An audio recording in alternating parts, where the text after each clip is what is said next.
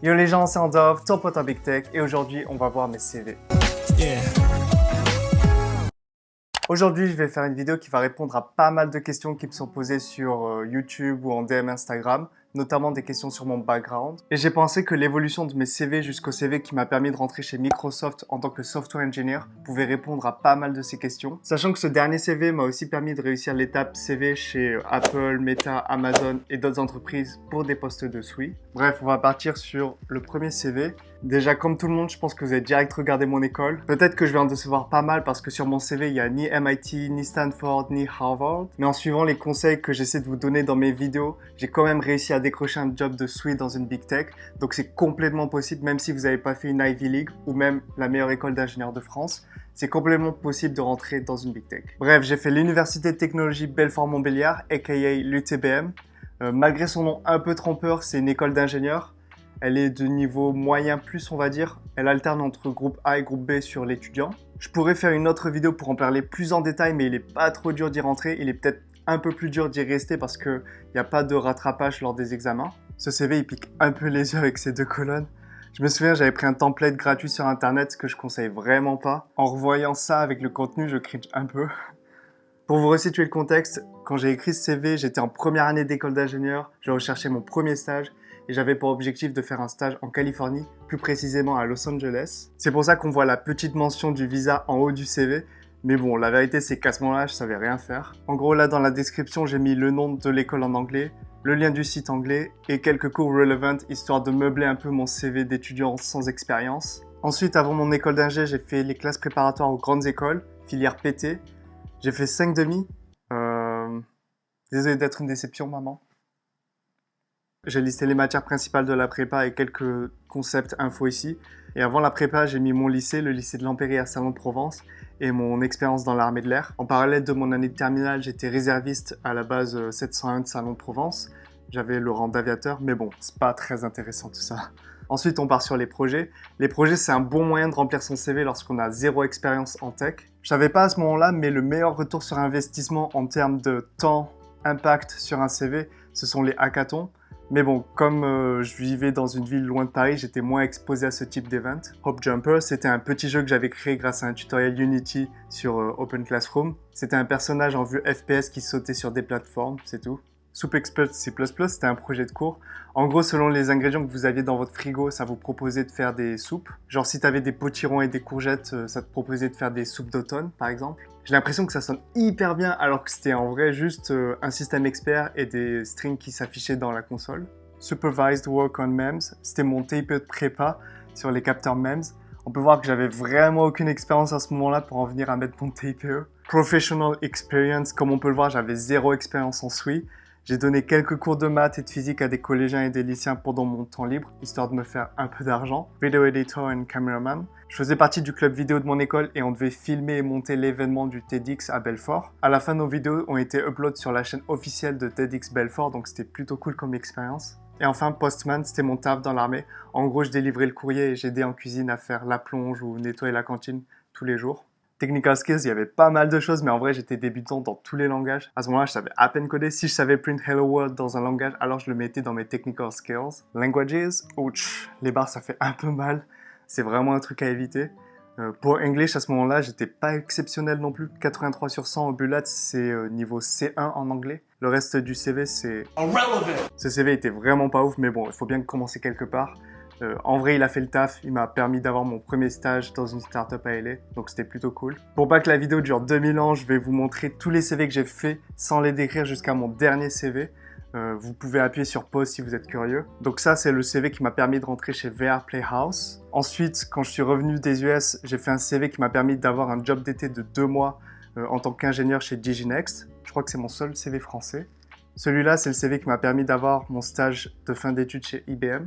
Et enfin, le dernier CV, celui qui m'a permis de rentrer chez Microsoft, en sachant que, comme j'ai dit en début de vidéo, ce CV il a aussi marché pour d'autres Big Tech. Petit aparté, lorsque j'ai fait ma vidéo sur les CV l'an dernier, j'avais aussi mis en vente ce CV avec mes templates, et certains d'entre vous les ont achetés, donc je voulais simplement vous remercier.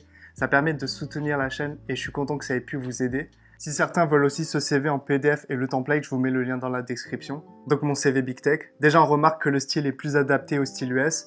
J'ai qu'une seule colonne. J'utilise ce même template que j'ai créé depuis que je suis revenu des US et ça a l'air de bien marcher niveau lisibilité et élégance, je trouve. En haut, classique, le nom, les infos pour contacter avec le téléphone, mail, LinkedIn et GitHub qui sont normalement cliquables, le titre, Software Engineer, et les compétences techniques tout en haut pour que le recruteur check rapidement que je suis bien le genre d'ingénieur qu'il recherche. Programming, j'ai juste mis les langages que je connaissais le plus.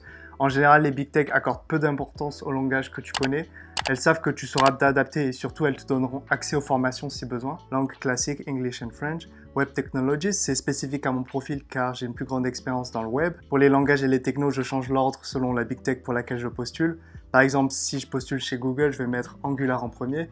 Si je postule chez Meta, je vais mettre React et React Native avant. Je pense pas que ça joue, mais je change au cas où. Interest, rien de particulier, tu montres vite fait que tu es un humain et pas un robot. Education, là j'ai juste mis mon école d'ingénieur et mon échange à l'école polytechnique de Milan.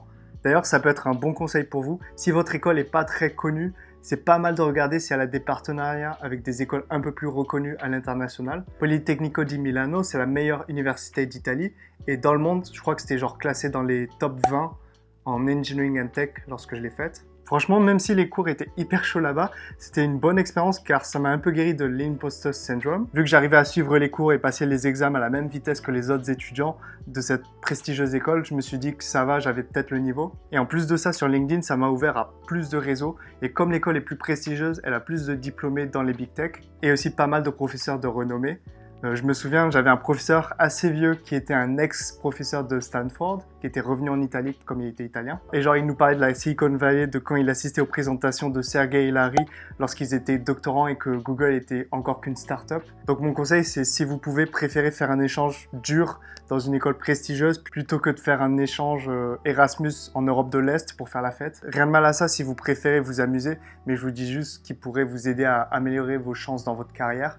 Après, chacun a ses priorités, ses objectifs. Pas tout le monde veut rentrer dans une big tech et c'est complètement OK. Expérience IBM, Full Stack Software Engineer. J'étais au Client Innovation Center de Lille, donc c'est sous la branche Global Business Services d'IBM. J'ai vraiment un très très bon souvenir de là-bas, les gens étaient hyper sympas, mon équipe était au top. Je suis même toujours en contact avec certains. Lille, c'est une ville plutôt cool, il y a de très bons burgers. Et je pense que ça a été un gros tournant dans ma carrière car j'ai appris beaucoup de choses là-bas. Ce qui est bien avec ces grandes entreprises, c'est qu'elles ont le budget pour investir dans la formation de ses employés. À IBM, on avait des formations en interne avec des opportunités de formation dans le cloud, accès aux livres et aux cours Aurélis et surtout le truc que j'ai saigné le plus, la licence pro Udemy. Pour ceux qui ne connaissent pas Udemy, c'est une plateforme où tu peux acheter des cours et notamment des cours de programmation. Et en fait, le fait d'avoir une licence pro, ça te permet d'avoir accès à tous les cours payants de Udemy. Personnellement, j'ai jamais acheté de cours payants de ma vie et c'est là que j'ai compris que les contenus payants étaient de meilleure qualité que les contenus gratuits. Perso, j'ai toujours utilisé YouTube ou d'autres sites pour apprendre des choses gratuitement. Et le fait d'avoir testé pour la première fois du contenu premium payant, ça a juste accéléré mon apprentissage. À ce moment-là, comme je me sentais encore junior, je connaissais rien à la vie, qu'il y avait le Covid dans le monde, j'ai saigné la licence Udemy. D'où le IBM Gold Champion Learner. En gros, chez IBM, on te traque ton temps de formation afin de t'encourager à continuer à te former. Et vu que j'étais à fond dans les cours Udemy, les cours IBM, les heures se sont accumulées et j'ai fini par atteindre le plus haut tiers, le top 3% mondial des learners de l'entreprise. Sinon, pendant mon stage et mon début de CDI, je bossais sur un projet de CRM, donc plutôt classique en ESN. Là, le client avait plus d'1 million de membres, du coup, je l'ai mentionné ici. Ça, c'est un petit tips que j'ai pour vous aussi. Sur votre CV, essayez de mettre un maximum de nombres. Là, on peut voir 3%, 350 000, 20 personnes, 1 million. Je ne saurais pas expliquer pourquoi, mais les recruteurs adorent les chiffres sur les CV. Donc, essayez vraiment d'en mettre un maximum. Donc, à IBM, j'ai surtout appris le développement Angular, Node.js, le design thinking et d'autres communication skills, management de projet, etc. Avant ça, j'avais fait un CDD de 2 mois chez Diginext, donc pendant mes vacances d'été. Après mon stage de Startup à LA, je voulais essayer de nouvelles choses et ajouter une expérience sur mon CV pour faire la différence et aussi gagner un petit peu d'argent d'été, on va pas se mentir. Donc pendant que tout le monde profitait des vacances d'été, j'ai développé une interface C++ Qt pour Diginext. Depuis, ils se sont fait racheter par une entreprise, je crois que ça s'appelle CS Group. Là aussi, bonne expérience, j'ai toujours eu la chance d'être entouré d'une équipe bienveillante. Donc c'était le cas aussi à Diginext. Diginext, c'est une entreprise dans le milieu de la défense et honnêtement, dans le domaine de la défense, je peux vous dire, il y avait des dieux de C++, clairement. Genre, il y avait quelques ingénieurs C++, j'étais en mode, waouh, genre, Ça fait partie des gens les plus talentueux que j'ai rencontrés. Après, je pense que dans le milieu de la défense, ils ont une barre assez élevée car il peut y avoir pas mal de vie en jeu, etc. Là-bas, j'ai appris la rigueur du code, l'importance de bien formater le code. L'ordre des imports était important pour eux. Utiliser la documentation, bien utiliser un debugger. C'était 2 mois intensifs où j'ai beaucoup appris sur les bonnes pratiques et la façon de penser d'un SWE. Et enfin, avant ça, mon premier stage donc à VR Playhouse à LA. Donc VR Playhouse, c'est une startup qui est spécialisée dans le développement d'applications en réalité augmentée et réalité virtuelle. Là-bas, j'ai appris pas mal à me débrouiller tout seul, on va pas se mentir. Comment naviguer dans le brouillard, porter plusieurs casquettes. Je faisais du développement Unity, du DevOps, du PM, du sound design, du contrôle qualité, etc. Aussi, j'ai eu l'opportunité d'aller à pas mal de conférences tech là-bas et aussi visiter beaucoup d'endroits aux États-Unis, en Californie, pendant 6 mois, ce qui était vraiment un rêve pour moi. J'ai pas mal networké avec des gens de start-up ou des gens de big tech là-bas. C'est aussi là que j'ai rencontré un de mes mentors qui continue de m'aider un petit peu dans mes décisions de carrière. Bref, là-bas, j'ai travaillé sur 3 projets de développement VR et AR. Ça va, c'était plutôt cool. Ensuite, ma partie projet. GoodFood, c'était un projet de cours à Polimi en partenariat avec Deloitte. En gros, on devait développer une plateforme pour faciliter l'accès au menu des restaurateurs locaux, un peu comme Yelp et TripAdvisor.